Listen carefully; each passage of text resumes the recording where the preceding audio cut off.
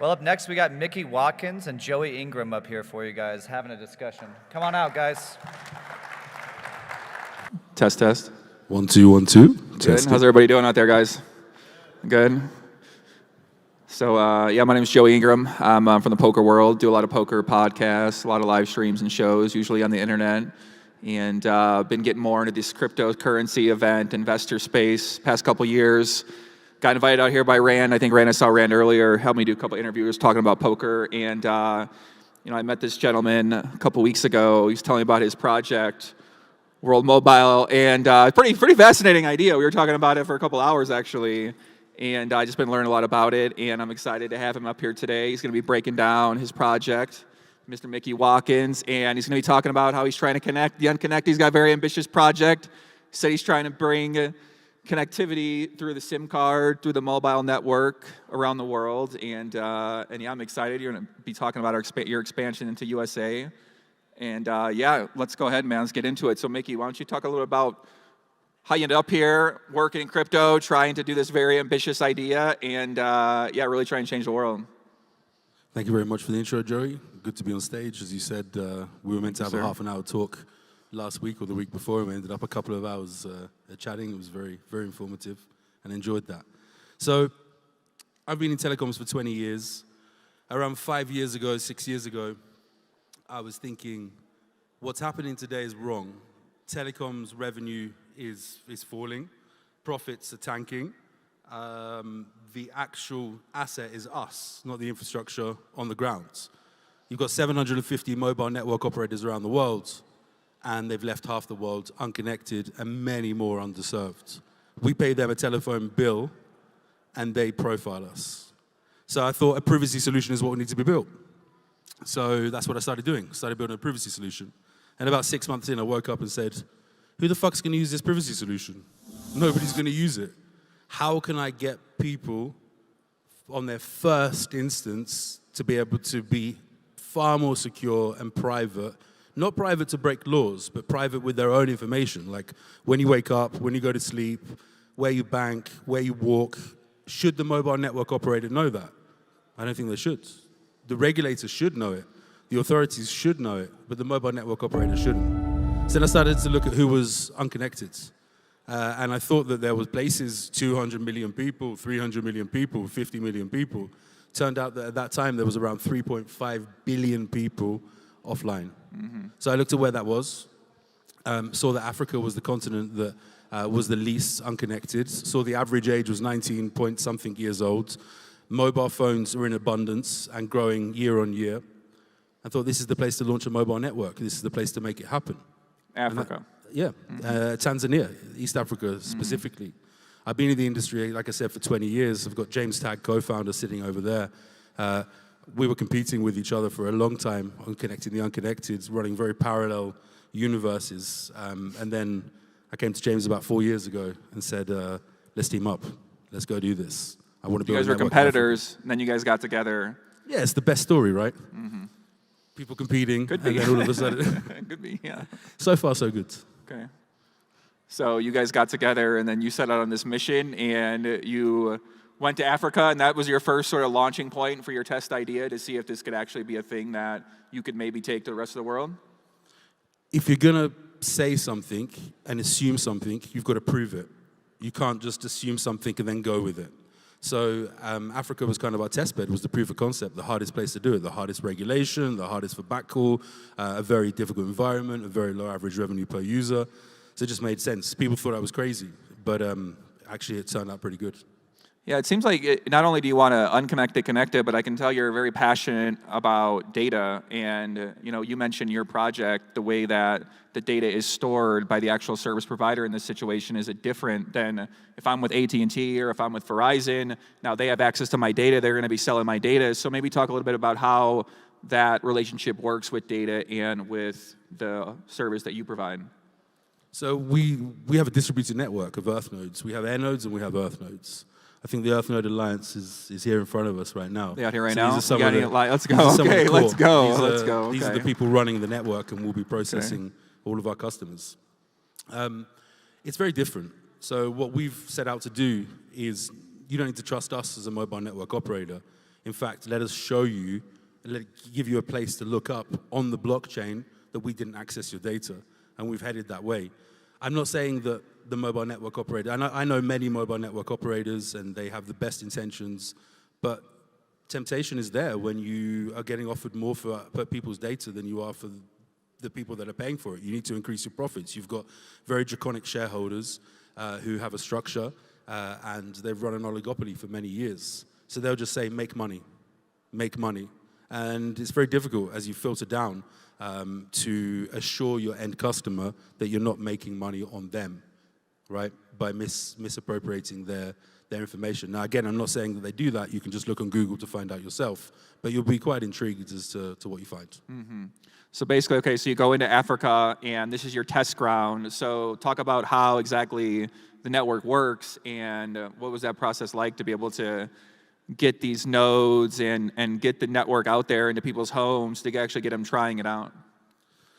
So the network is a new economic model called a sharing economy. You've heard of Airbnb, you've heard of Uber, you've heard of many of these different platforms.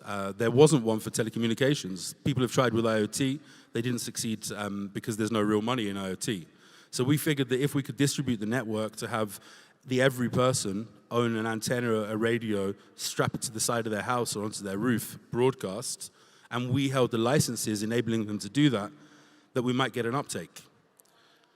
Why do people not want to make money? They want to make money. If they realize that they can make money and there's something on their roof making money, they're going to value that, they're going to look after that, they're going to power that, they're going to make sure it doesn't get stolen. If it gets broken, they're going to be straight away on the phone because they're not seeing the money fly into their wallet. So that was our assumption. We always knew that it would work here in USA, in Europe as well, but we figured that Africa was a great place to start, not only because it was the most needy place, but actually because it was a very complex area to operate in. And my true belief is that over the next 5 to 15 years, Africa will become a super economy, the continent, just like India, the country, has become a super economy. And India only became a super economy the moment that people could get online very cheaply, right? With very fast, affordable, cheap internet. You had a lot of Indian people that were able to jump online, jump into a webinar, all of a sudden learn how to program, learn how to do e-commerce, and now you've got one of the leading economies in the world. And that's in 15 years. And we think that can happen in the next 15 years or before in the African continent. But we also realize the potential here in the United States of America. Many people are underserved.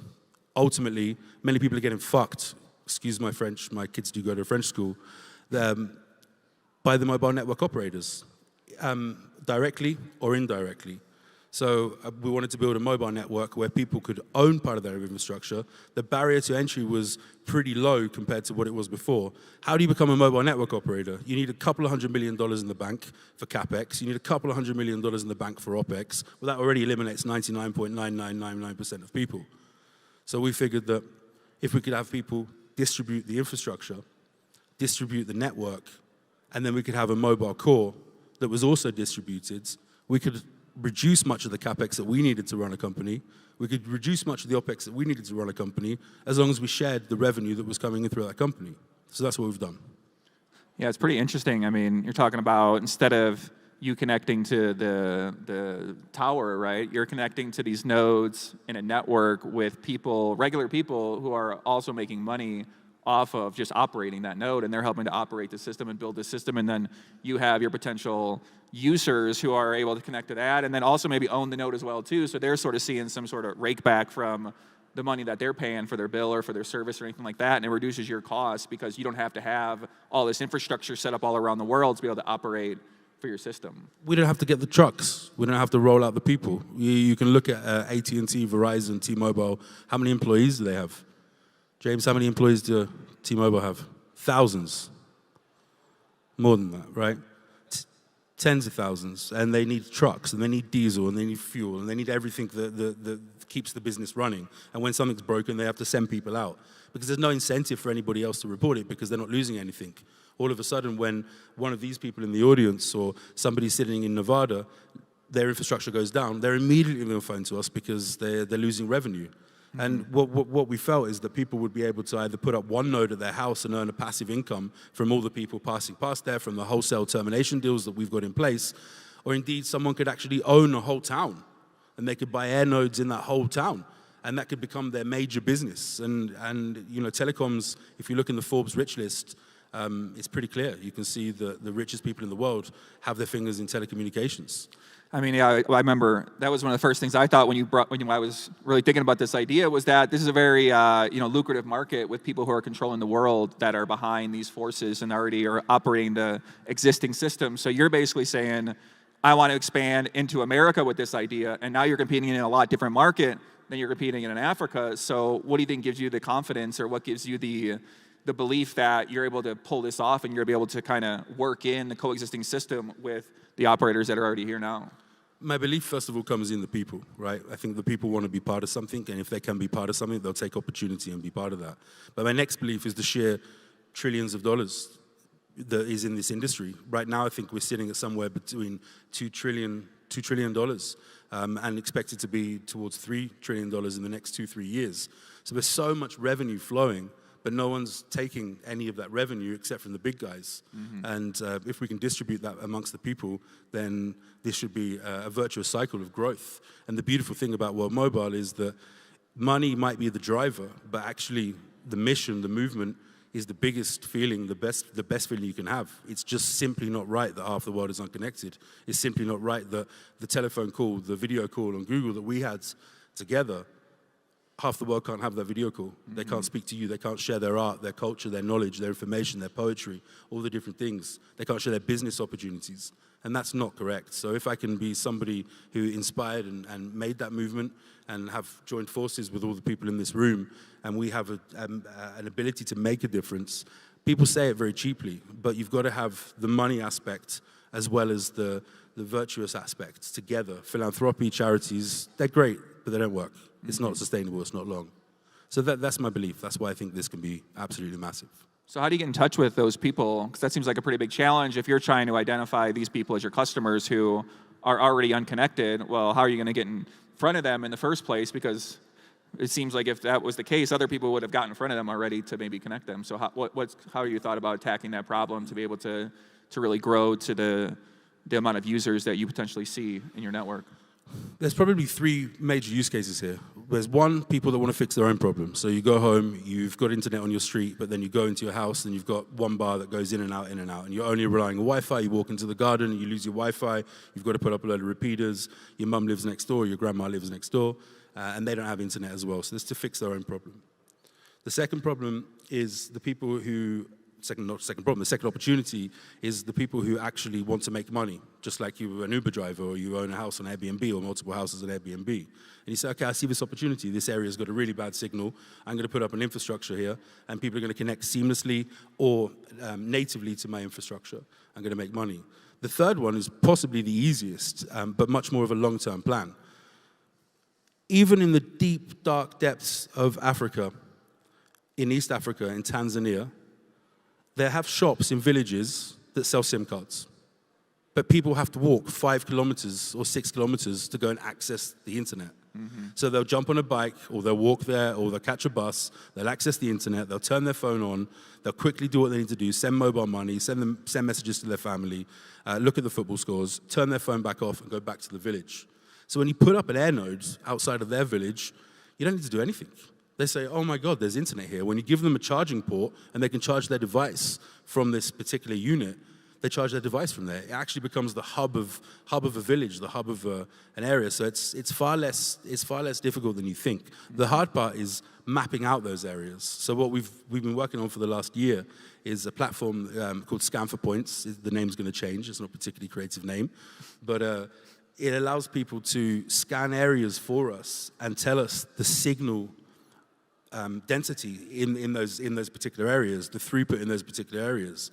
And that's quite important information for us to know. Whole companies have built themselves to be worth billions of dollars. If you look at Ookla, whenever you do a scan on Ookla that's fed up to an information, then they go and sell that to mobile network operators or to people who want to get that information. But then again, the barrier to entry is so high. You've got to pay $1 million or $2 million per state in the United States of America. So we created an application that helps the community help us to understand where we need to place infrastructure that the community will eventually own. Mm-hmm. I guess maybe I'll talk about a little bit about your app and how the app works with that, and how the app sort of, because it seems like the app is something that is going to be pretty important for how you're going to be able to access all of the features and maybe the unique things or utility that you guys are going to be able to offer to people. I think the app is the most important for onboarding people onto blockchain without them even knowing they've been onboarded onto blockchain. So every single user that downloads the app has a digital identity. We all talk about digital identities. There's a standard, but there's no real implementation as of yet that's functional. So everybody that downloads our application or logs in via the active web portal creates a DID. That DID is then associated to them. Then they can keep their own data. We use IPDRs. We use a ton of other purposeful information that we store, but we can't unlock it. Only the end user can unlock it. So the app is kind of the onboarding. But beyond that, you've also got an easy way to be able to function, and you transfer mobile money. Buy services from the World Mobile Store, which has the partners. And most services, value-added services, when I included the money, the $2 trillion in telecoms that is today, actually, in reality, value-added services, Spotify, Netflix, streaming services, sports, there's double the amount of money being spent there than there is in telecoms. So all-encompassing in one place where you can access this information and you can purchase this information, you can onboard fiat, you can offboard crypto, which is really important. And then, of course, you're able to then stake right now the WMT token, which then gives you additional benefits inside the mobile application. So you get a bigger cashback, you get a better service, you get all types of different things. And that, of course, increases the development of World Mobile ecosystem. And you have people in Africa using this right now. That you're able to use the app there? Yeah, sure. They were the first to use it in Zanzibar. So if they don't have the application, they use the active web portal, which is pretty good innovation as well that we've created. And if they have a mobile phone that is their own, they often download the application and use that.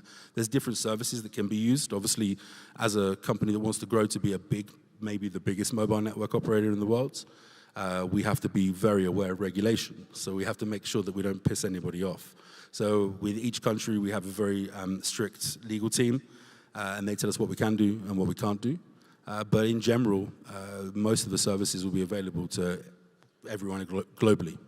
Yeah, I read recently that you guys are planning the USA expansion, and there's a couple states you want to start with, and you're going to start this year. So the plan this year is to start launching this service in a couple states in America, maybe build up there, and then look to expand across the United States. Is that what I'm understanding? 100%. Expand across every continent, but it's making an assumption, validating the assumption, implementing the assumption, and then seeing that it works, then move on to the next place, leave the sharing economy running. So now is the next year and a half will be about the USA. We've currently got licensed spectrum in 4 different states: California, New Mexico, Utah, and Nevada. But actually, outside, we've got a van. The guys set up in about 25 minutes, which has broadcasting CBRS, which is a fantastic innovation here in the United States. And it's connected to my telephone, and it's connected to their telephone. It's connected to the pads inside the office over there. And whoever wants to come along and sign up for an eSIM, they can also be connected. But when they're off of our infrastructure, because we're not naive to think that we can cover it everywhere straight away, then it connects to a partner infrastructure. So we've got around 150 deals through different aggregators and partnerships that we have that then allow you to leave from here, connected to our native infrastructure, and then until you see our native infrastructure again, you'll still have service from T-Mobile, Verizon, AT&T, or a partner network. But not just here, not just locally, also regionally, and also internationally as well. So this SIM card, I believe on our website we say 45 different countries today. That's because we've tested in 45 different countries, but capabilities for around 180 different countries. And of course, when you're on a partner infrastructure, we end up paying the costs that they ask us to pay. When you end up on the World Mobile infrastructure, then you'll be paying much less. And with Operation Air Node, which is the release of the air nodes, where people will bolt them onto the roof of their house or the side of the wall of their house, as more nodes come up, natively our network will look for our nodes first of all, and then allow everyone to connect. That makes sense, right? So right now you might be using partner networks when you're connecting with the new customers once they come on, but at some point in time the idea is that the nodes are spread out around the USA or around whatever country that you're in. So then the network's powered organically off of what you offer or what you're providing. And then you kind of maybe can get out of that system, and then your users can start to make more money themselves through the nodes and through earning that way. I love partners. Partners are the best way to grow. PPE, partners, profit, execution, right? It's a super thing. And in telecoms, actually, we're very used to sharing, but we're not used to sharing with the people. We're used to sharing between us as companies. Yeah, this isn't like common. You don't hear many companies say, I want to give back money to the people who are helping to operate my network. They want to keep most of the profit. So if you're bringing this alternative idea, like you mentioned Uber, where now Uber, the drivers are different. It's not the taxis, it's actually these people. So the relationship is different between the customer and the actual provider in that situation. You're saying that the same thing theoretically could be done, how we think about the way we use our phone. 100%. If you think about Uber as an example, I'm not saying it's the perfect sharing economy, but it completely disrupted the transport industry. Mm-hmm. Before, you had to have a taxi license, or you had to rent a taxi license from somebody, pay a certain fee. You'd be working half the week to pay that fee, and then the other half the week, money went in your pocket. Or you'd pay 60-40, 60% to the owner of the license, and this license was valued at anywhere between $100,000 to $1 million, depending on where you were. All of a sudden, Uber came along, download an application, put in your ID, have a compatible car, and you can be your own taxi driver. And how many people here use taxis today compared to people that use? I don't use ever in Vegas. I live in Vegas last 7 years. Don't use taxis ever. I never want to go in a taxi. But 10 years ago, it was always a taxi, right? Right, always a taxi. 14 years ago, now it's completely different in the taxi industry. I mean, they're sitting on the side of the casino waiting to get on, but they put up a fight. And I think that's something that I'm interested about, because it sounds like you do have those partnerships with these companies. You already know Verizon, you already know T-Mobile, you know the people that are there, which I'm sure gives you the belief you can do this because you understand how the industry works. So what do you think happens at that point in time when you scale up to the vision that you have, and then these people that you might start competing with, they come in and say, okay, we want to maybe change the model or work together? Or, how do you sort of see that vision for yourself, for your company? Whatever they say, they need the help. They left half the world unconnected. They've left many people underserved. They need the support. They need the help. Their legacy business models and their legacy infrastructure just isn't doing it. We come into the door in a different way than other DY players who are building kind of private 5G networks. When you leave a private 5G network, you're offline. You don't have any connectivity. When you're on a private 5G network, you can't call 911 in most cases. So we came into the door with, look, you've got to take us seriously because we know what we're doing. We're fully compliant. There's no reason that you shouldn't work with us. And we know that you've got cash flow issues. And we know that those cash flow issues are getting worse and worse year on year. And the growth of bandwidth, for example, I think it's 40% annually in the United States. So if you're using 10 gigabytes this year, you'll be using 14 gigabytes next year, and then on top and year after. And with new protocols, with new streaming services, with new tech, with bigger screens, the demand for bandwidth is much higher. They can't keep up. So they maybe, initially they didn't see us as competition. Initially they laughed. Then over the last 2-3 years, they said, oh, okay, maybe we'd like to work together. And maybe some were scared that, maybe we would disrupt or change things. But actually, again, I say, telecoms has always been about sharing. Sharing towers, sharing spectrum, sharing partners, sharing roaming, but never sharing with the people, never making the barrier to entry low enough that me, your mum, your sister, your friends could enter into the telecom market with $10,000 or $15,000. Yeah, so what's the big challenge here? Because to me, it seems like marketing for this is really important. You have to be able to get that brand out there to all these people, not only the people who are unconnected, but also the people who are connected, who are going to like the idea, want to support, want to buy into the idea as well, too. Connecting the Unconnected is, as I said, is the deep passion of mine. It's very important that somebody does it, and there's not many people attempting. When I say that, Google, Microsoft, Facebook, who we all work with, they have tried, and they've spent billions of dollars doing it, but I think that them not having a sharing economy, taking it on their own, you just can't do this. You can't connect that many people. It's impossible to roll the trucks out to do this thing. So I think that the biggest challenge that we've got is making sure that the air nodes, the infrastructure, the ecosystem makes money. But I think that it's de-risked because it's clear to see that that money's there. It's also clear to see that connecting the unconnected is very important, but also serving the underserved is just as important, but also looking after ourselves is really important. In the quest to be connected, we've given up all of our human rights. It's crazy. And we need to gain those back. And no one really realizes yet how much we've given up. But over the next 5 years, 10 years, 15 years, 20 years, you're seeing it happen in other parts of the world right now. They know everything, right? And they should know everything as a regulator, as a government. But there's things that they don't need to know. They don't need to know what I have for breakfast. They don't need to know where I bank or what I do. They don't need to know when I wake up or when I go to sleep or when I go to the toilet. You know, there's things that the mobile network operator just simply shouldn't know. So yes, it started as connecting the unconnected, and that's the core mission. But serving the underserved is also a part of the core mission.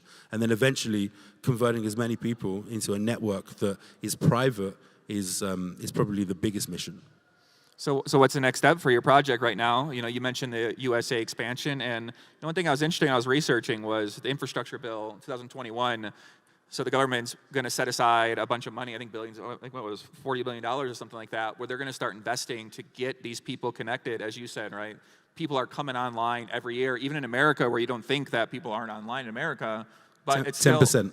Yeah, it's still a big issue. So, and also you mentioned more of the content's being pushed that way, strategies are getting better, people are making money.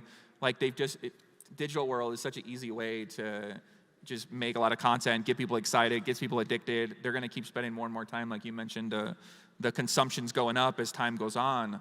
So it seems like you have a real possibility to start to establish yourself and get a big piece of that market. As you said, there's trillions of dollars being put into this market.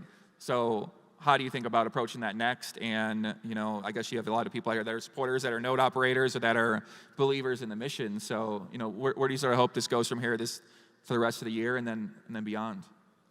Building an Operation Air Node here in the United States of America, replicating what we've done in Zanzibar.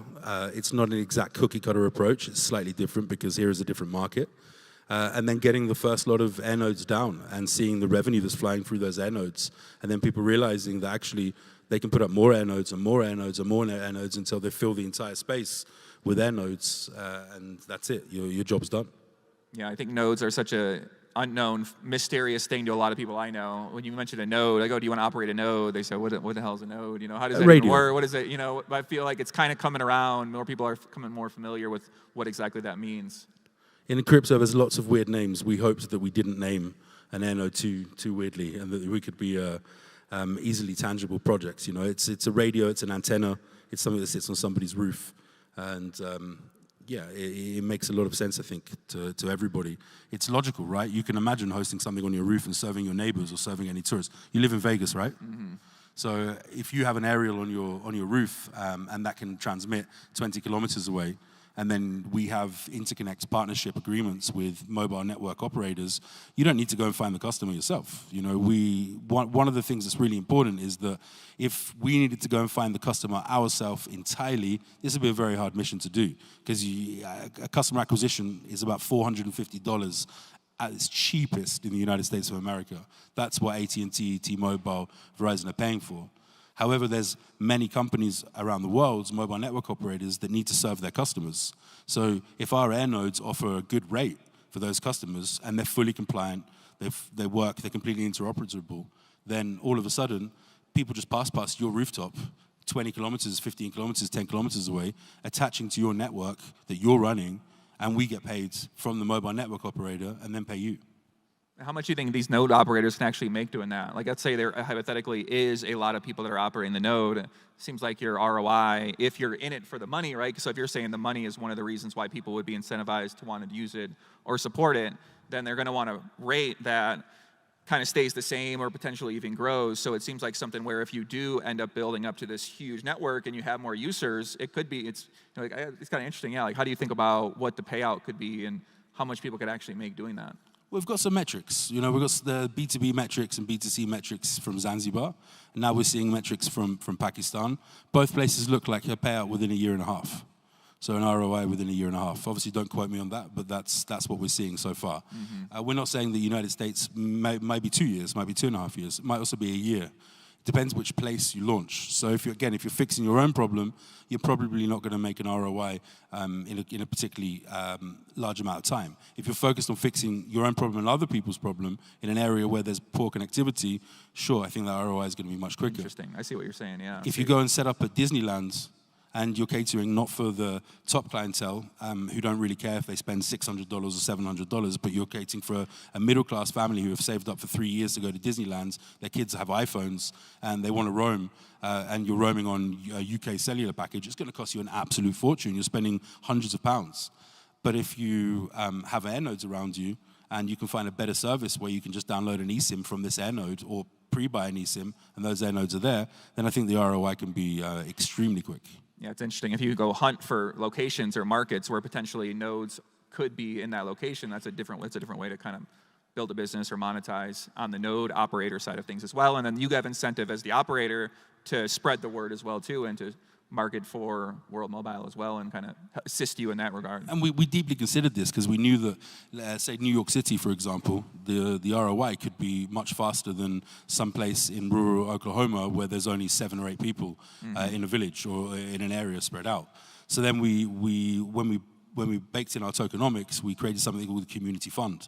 So the community fund was to be built there for where the areas were not yet profitable, right? So that we could support those nodes or those particular people. Because you don't want to be like every other mobile network operator, say, hey, here's not profitable, so I'm not going there. That's not the idea here, right? The idea is to connect everyone everywhere. But it's stages, it's phased. It's not something that can happen overnight. It's something that needs to grow. And you need that huge amount of income coming in to the first lot of air node operators in order for the continuous growth. And then you get the explosive growth. Yeah, well, listen, I could talk to you for another couple hours about this. Very interesting idea. I'm maybe following along. Very ambitious, like I said. Our 30 minutes kind of getting up here. So you mentioned the eSIMs, and I imagine that's going to make your life a lot easier. You don't got to give people physical SIMs. So the eSIMs kind of seems like a change in the way mobile industry is going, where that's going to give you a big advantage because your kind of goal is to get your SIM card in people's phones. Well, now, I don't need to go to the store and buy the physical card. I can just go online, I could purchase a digital SIM card, and now that my phone's operational on the network as well. So pretty interesting challenge you're going to have ahead of you. I'm excited. Thank you very much. Thanks for sharing your time, and thanks everybody out there for listening. Appreciate you. Appreciate y'all very much, and that's it. Thank you. See you guys later. Help Rare Evo showcase a variety of stake pool operators and their missions around the world. Vote for Rare Evo Catalyst Proposal number 106811, facilitating SPO travel and media production at high-value blockchain events worldwide.